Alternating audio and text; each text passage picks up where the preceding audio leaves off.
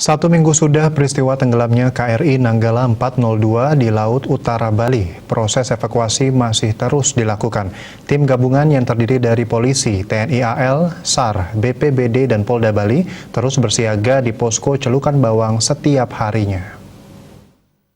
Meski di kawasan Pelabuhan Laut Celukan Bawang belum menemukan bukti-bukti otentik KRI Nanggala 402, tim gabungan terus mengupayakan penyisiran serpihan di seputaran pesisir Bali Utara.